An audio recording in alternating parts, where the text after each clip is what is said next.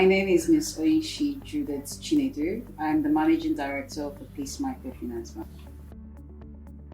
Uchechukwu Nwoko. I'm privileged to be the head of finance for Peace Microfinance Bank.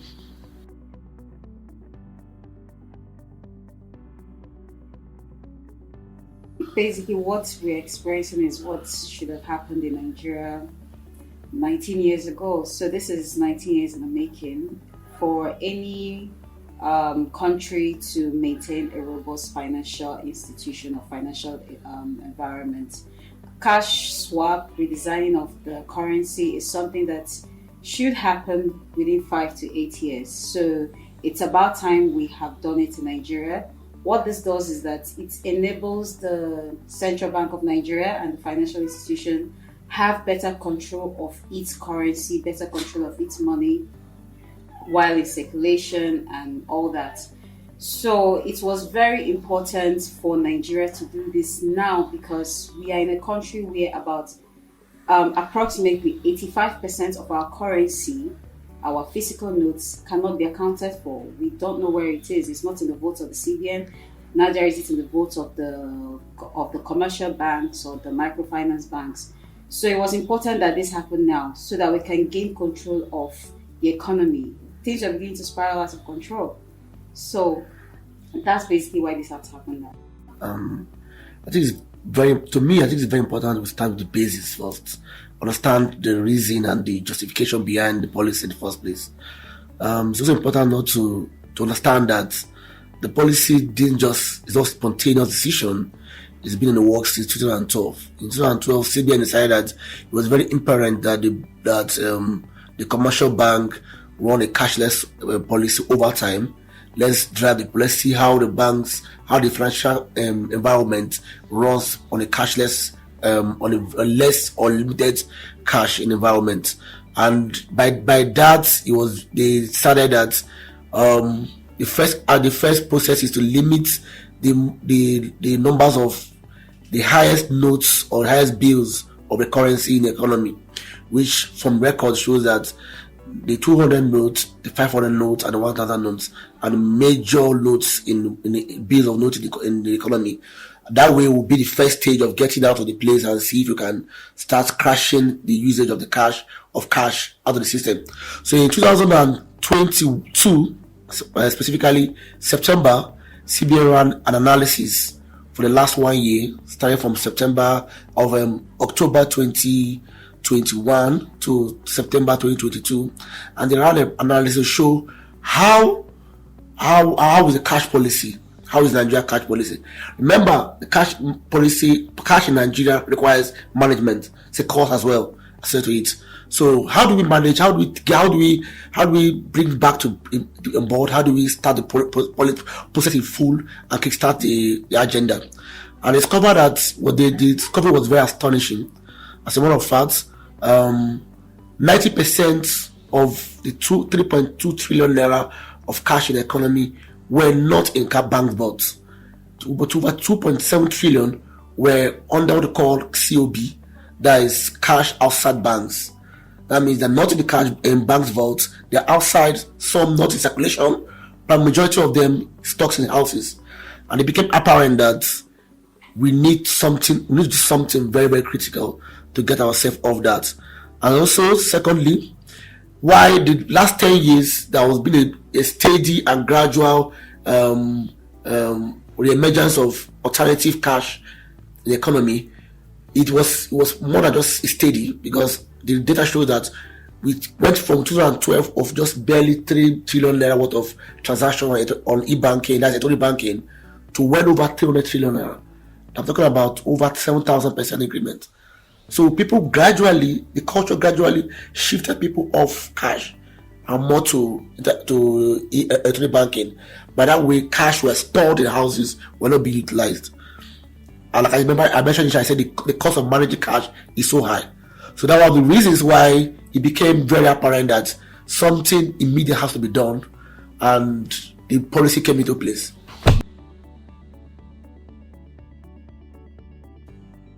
To add to what he said, and also supporting what I said earlier, the analysis I dropped in terms of having 85% of our cash outside of the vault. This was as of June 2002.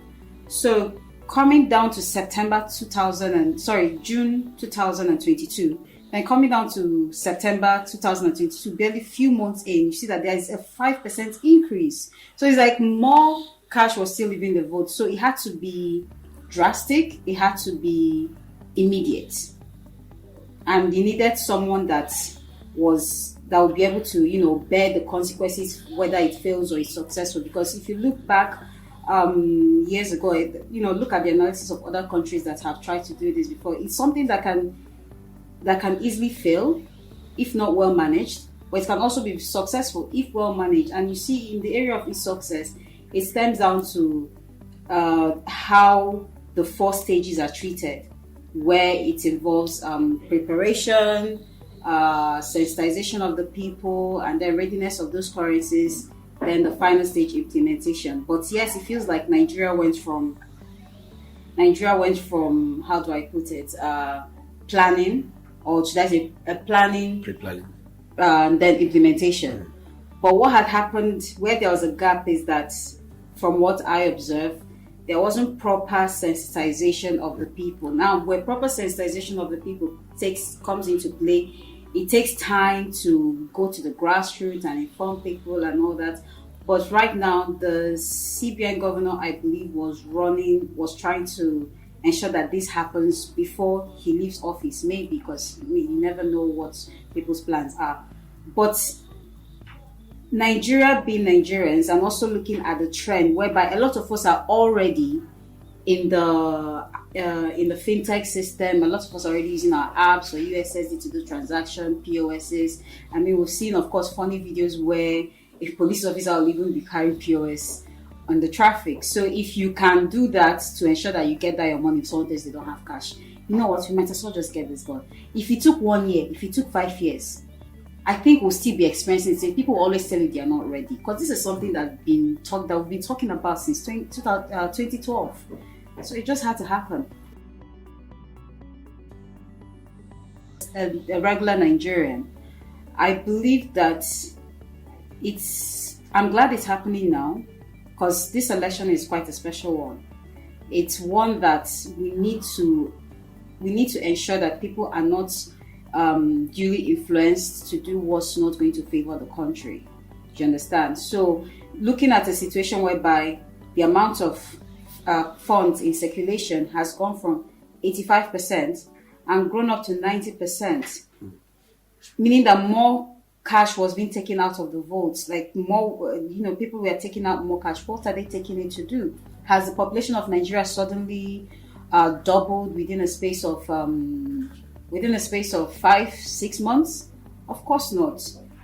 We know what's happening. We know that the election is drawing nearer, and people are seeking for funds to use and do 1 or 2 things. But if it is so, expenses went into creating, and then people take it and stack it up. Meanwhile, the economy is deteriorating, our facilities are deteriorating, the public schools are deteriorating, the public facilities are deteriorating, our hospitals are going from bad to worse. These are monies that can be used to fix all these things. We have issues. I mean, Nigerians are complaining on social media how, women die in traffic as they're trying to get to the hospital to birth their kids. We've had issues of, celebrities and non-celebrities die out of negligence, maybe after an accident. I wouldn't want to call his name, but he lost his life due to negligence in a facility that, if these funds were put out there and these facilities are developed, a lot of reckless deaths would have been avoided. I understand sentiment. In this case, because the definition of valuation and devaluation of the currency depends on how much supply or demand the currency is in the market. In this case, if you have less supplies of physical currency, it definitely has intrinsic appreciation of the value of the currency, because the ability to assess the 1,000 becomes more difficult. That means if you want to cost your goods or cost your item, you need to factor in that the ability to access these currencies are is not as easy as accessing before. So that affects your costing. But that way the currency value decreases. In America, I think in 96, I can't remember, it was 96 something, they used to have a 1,000 bill of dollar. The 1960s, yeah, 1,000 bills and 5,000 bills and 1,000 bills, as much as that. This covered as a point. I think 1967 they had. I said no, this is not workable. We need to look at this because over time it will erode the value of the dollar. And they came in and they said no. The Federal Reserve said no. We need to phase out these high bills and just maintain the 1 bill to 100 bills. And that'll be the order in America to date. So it's important. The intrinsic value of the currency is determinant on how much demand and supply the currency is in the market. The lower the demand of physical naira is in the market, you appreciate the value of naira over time. So that's how it works. Okay, so that's a very great question as well. One of the purpose of, like I said, one of the reasons why CBN introduced the policy was because management of naira, the notes, was becoming over expensive. I'm very sure if you review CBN budgets, there are one of the appropriations they have, the expeditions, a large chunk of that are being incurred on cash management. That's a very huge, very, very expensive form of cost they incur in CBN. So by eliminating that cost totally, or not eliminating in this case, maybe reducing it by a huge chunk this period, it's important they reallocate that funds to something different. And that's alternative, what they call alternative to cash, which we have electronic banking, digital banking. Like I said when I made the introduction, I said for 2012 to 2022, like 10 years, imagine transaction from internet banking or electronic banking in general grew from 3 trillion to 300 trillion. That's over 7,000 increment. So that means it's an acceptable means of exchange for goods and services.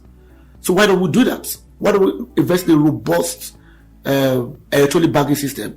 It reduces the effect of carrying cash. It reduces the possibility of theft. Because if you keep cash in your house, there's a high chance that you may be robbed and you lose the value of the cash. In this case, your funds are electrolyzed. Nobody can see it. Nobody knows the value of the currency you have on you. That eliminates that part. It's easier to make transactions. You can transact within any part of the country at ease, at zero cost. So I think this is I for one, I'm a big fan of this policy. I'm sorry, I'm a big fan of the policy, and I think it creates opportunity for innovation in the electronic banking space. And there's a lot of potential there.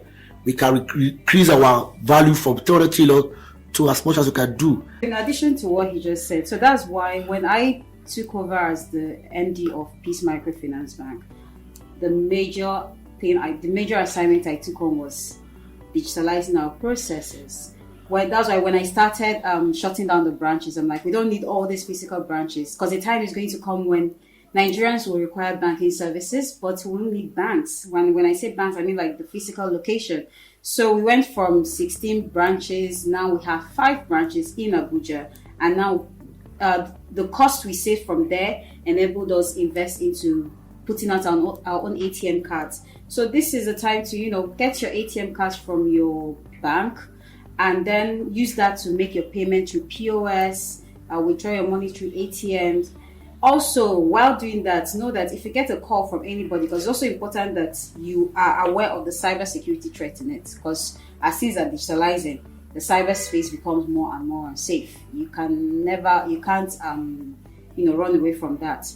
So if you get a call from anybody asking you to give them a certain number or that's when it relates to your ATM cards, please don't do it. Tell them I'll call you back. End the call. Have that your account officer. Call that account officer. Assuming the location, because the location of the bank might be far from you. So what you do is to call your account officer and ask them if there is a call that came from their bank. If your account officer tells you no, end that conversation there. If anybody calls you back, so just make sure you are not giving information to a call you received concerning A, B, C, D, and E. Be careful of the links you're opening up on the website. Be careful the shopping pages you're putting your card numbers to, because and there'll be a lot of fraudulent websites coming up, to sell you one or two things, and use that as an opportunity to get your card details. So try, as you're getting your ATM cards, make sure you're safe about it. You keep it to yourself. Don't share it to even your child. Now, the other channels that you can use, because some people will tell you, oh, they are a no-no for ATM cards. There are apps that, for example, we've also put out our app. You can use your app to make your transfer and payments and all that. If you don't have access to a smartphone, USSD are available. So this is an opportunity for financial institutions, the microfinance banks, the commercial banks, to basically invest in fintech, to invest in their financial technology infrastructure to enable their customers of different cadre be able to access their funds virtually without having to walk into the banking hall. So let's take advantage of the USSD, let's take advantage of the ATM cards, either physical or virtual or digital. Let's take advantage of our bank apps and even understand how to utilize it properly. See, it will be fantastic that a thief will enter your house and you tell them there is no cash, and they will know that genuinely there is no cash.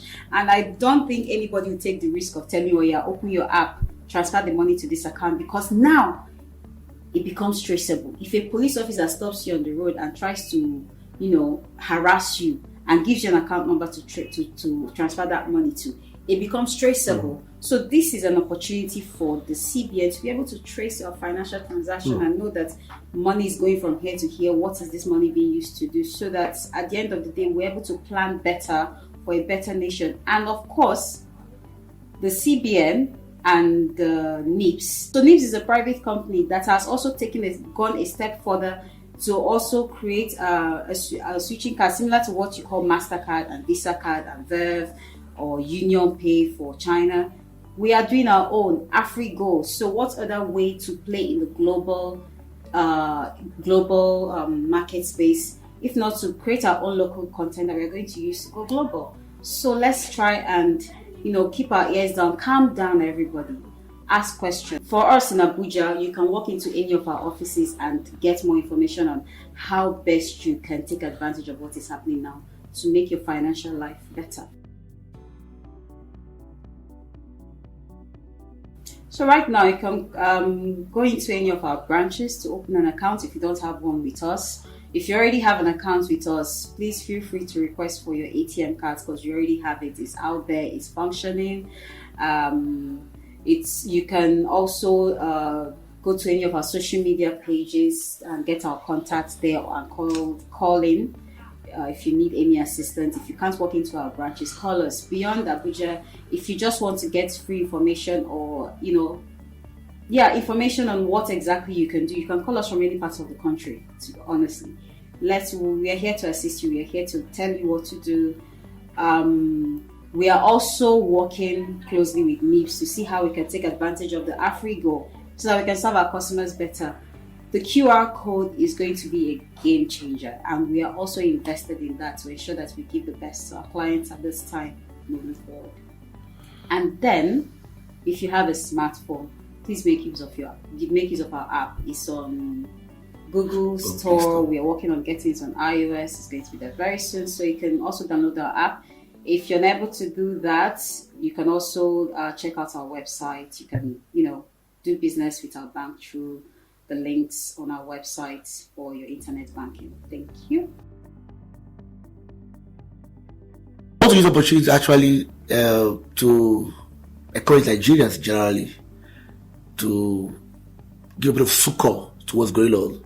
This is a phase. The bottom line is this: the financial service as you know it is about to be upended. So we need to adapt to the new reality we are living in. But the new reality with positive outcome. So we need to work as I believe that this is for the good, and be ready to accept the changes and work and be part of it. Because to me, I believe it has a positive ending for Nigeria. Absolutely. And I also want to end by saying, let's not panic at every given change we come across, because sometimes change is not uncomfortable, but it's never something that is to kill us in the long term. It's always something that's going to benefit us in the long term. So let's always find a way to ask, okay, what is this about? How is it going to help not just yourself individually, but how is it going to help the general public? How is it going to help your children? How is it going to help the economy? Because at the end of the day, we are trying to get back to being the giants of Africa, and we can't do that if we are behind in trends. Right now, people are making payments with their palm. People are shopping in supermarkets with no attendance, or check out this thing. So where we are going to, we see that you get on board or you get left behind, and we at Peace MFB are going to make sure that nobody gets left behind. But at the end of the day, you need to have an opening ear and a heart that is willing to understand what's happening. Thank you.